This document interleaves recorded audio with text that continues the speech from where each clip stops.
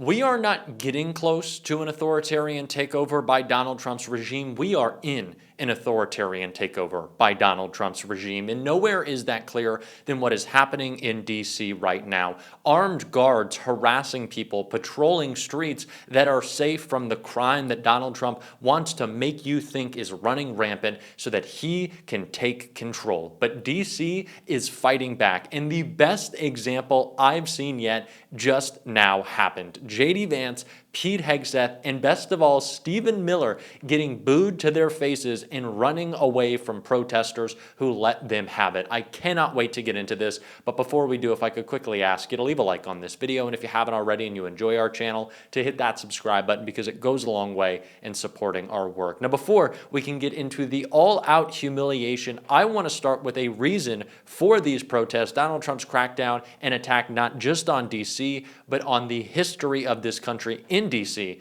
and Jasmine Crockett called that out right here. It's like there are certain people specifically on that side that anytime we want to discuss what is taking place as relates to Black people and how they took our labor, how they took our lives, how they ruined families, they never want the truth to come out because it hurts their feelings. It's kind of like when we decide to call a racist, such as these racist maps that are going through Texas.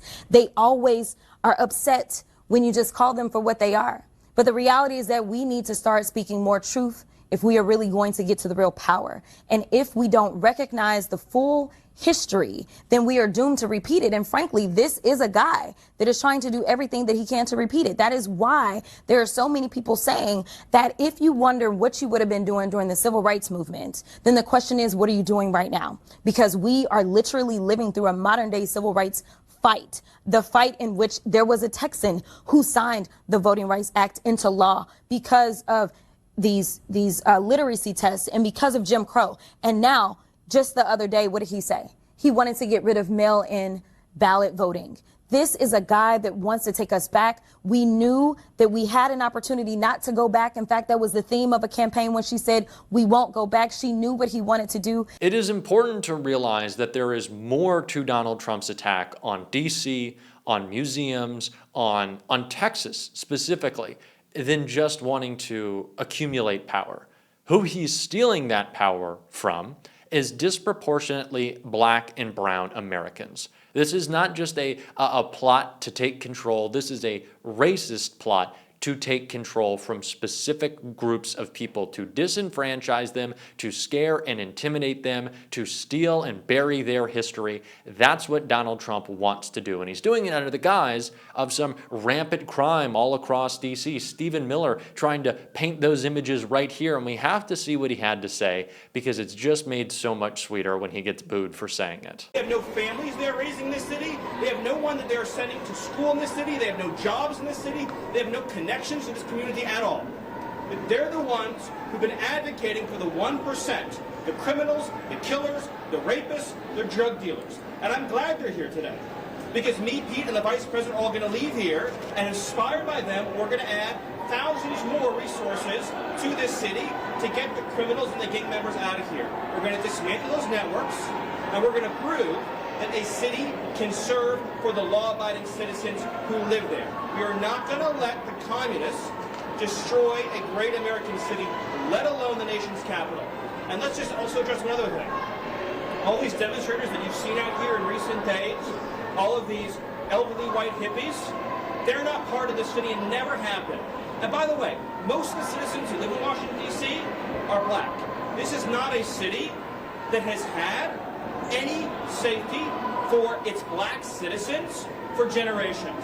And President Trump is the one who is fixing that with the support of the Metropolitan Police Department, the support of the National Guard, and our federal law enforcement officers. Yeah, the only one melting down, it seems, causing problems and just annoying the shit out of us is you, Stephen, with your mayonnaise bleached head. Like, that's it. And your ill-fitting suits, which I will always bring up when talking about Stephen Miller because he does look terrible. But of course, Miller finally got what he deserved, as him, J.D. Vance, and Pete Hegseth had to run away from protesters in Union Station. You gonna F a couch, buddy? Vance and Hegseth booed heckled by protesters at DC's Union Station. Vice President J.D. Vance and Defense Secretary Pete Hegseth were greeted with loud boos during their trip to Union Station on Wednesday. The two men, who were also joined by Deputy Chief of Staff Stephen Miller, visited Washington, D.C. amid Donald Trump's crackdown on crime in the nation's capital. During the visit, they met with National Guard troops who appeared to be taking a break at the Shake Shack restaurant inside the station.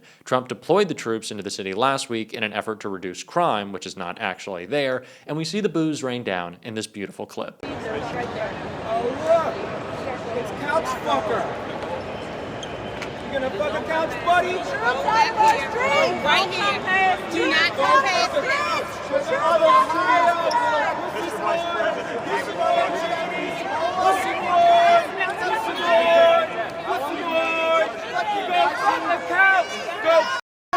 J.D. Vance, go That is what I am talking about. Complete humiliation of J.D. Vance, complete humiliation of can't do a proper pull-up Pete Hegseth, complete humiliation of Stephen Miller. That is what we need. Get out in the streets. Be loud. Do it now. Take this seriously. This is a real moment. I know a lot of people have said that this is Trump attempting to cover up or distract from the Epstein files or distract from his failure and complete capitulation to Putin. Some things that Donald Trump does are distractions, ridiculous tweets, insane posts, when he just blurts out at reporters. But this is not a distraction. This is real. This needs to be treated as an actual crisis, which it is. It's not a side issue. It's not something to divert our focus. It needs our focus, and it needs more people standing up in D.C. Now, that doesn't mean that Donald Trump doesn't want us to focus on Jeffrey Epstein. Of course he doesn't want us to focus on Jeffrey Epstein.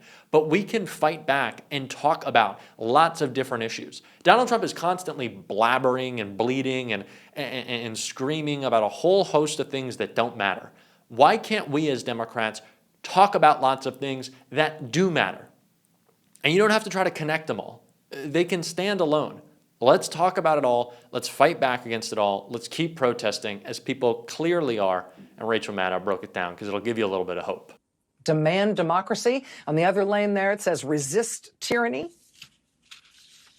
By the middle of last week, bystanders were turning out at all these militarized checkpoints that Trump has set up around the city. Crowds chanting, "Get off our streets" and "Take off your mask." By the following morning, there were more protesters outside the White House carrying signs like, "The criminals are in the White House, not the streets of D.C." As of Friday afternoon, there was yet more local residents showing up in droves at, among other places, the city's police headquarters after they learned of Trump's effort, a now failed effort to try to name a Trump administration official to be head of the D.C. police. A federal judge put a stop to that. At a National Women's Soccer League game that night, there were over 10,000 fans there watching their home team, the Washington Spirit. During the game, they chanted, "Free D.C., free D.C."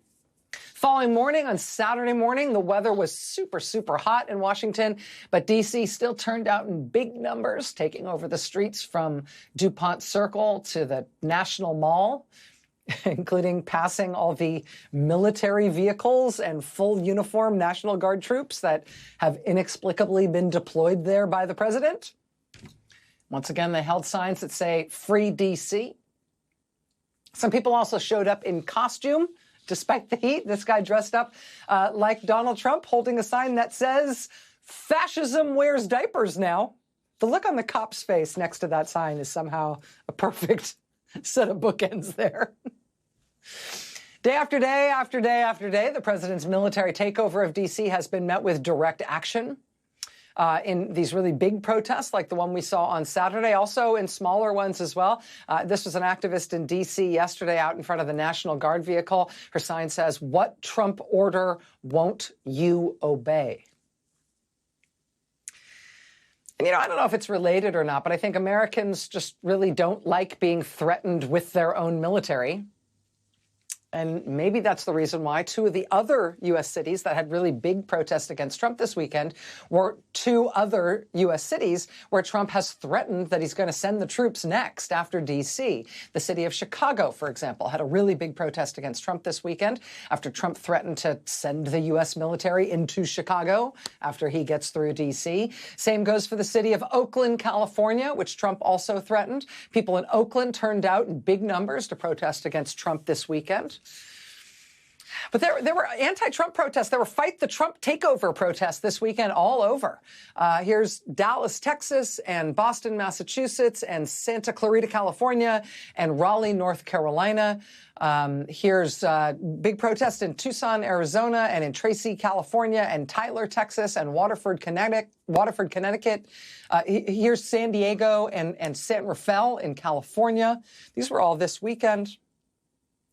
This was back in Washington, D.C. today, as Ukraine's President Volodymyr Zelensky arrived at the White House to try to clean up the absolute mess President Trump made in Alaska on Friday when he met with Vladimir Putin and literally applauded for him while he bounced up and down like a child. Trump gave up his own demand for a ceasefire in Russia's war, just 180 degrees, reversed himself in exchange for nothing from Putin, and then he unilaterally acceded to Putin's demand to have Ukrainian territory given to him, as if that's Trump's to give away. It's never a good sign when you come out of a hastily arranged summit like that, and the paper of record in your country describes it this way, quote, even in the annals of Mr. Trump's erratic presidency, the Anchorage meeting with Mr. Putin now stands out as a reversal of historic proportions. Quote, critics compared it to the 1938 conference in Munich, when British Prime Minister Neville Chamberlain surrendered part of Czechoslovakia to Germany's Adolf Hitler as part of a policy of appeasement. Former British Prime Minister Boris Johnson, himself once considered the Trump of London, called the Alaska summit meeting, quote, just about the most vomit-inducing episode in all of the tawdry history of international diplomacy. Yeah, so not exactly rave reviews, Mr. President. So today, with protesters outside the White House showing support for Ukraine and criticizing Trump, and you see that guy holding the 1939 sign there. People holding signs referencing the disastrous consequences of Chamberlain's appeasement of the Nazis in the 1930s. That is what I am talking about. We need people out in the streets. We need to show community. We need these numbers. We need to fight back. And I promise you, we're going to be doing so and reporting on it every day on this show. And if you want to support that, as always, you can hit that subscribe button, leave a like on this video. And if you stuck around to the end, drop a blue heart in the comments. And until next time, I'll see you soon.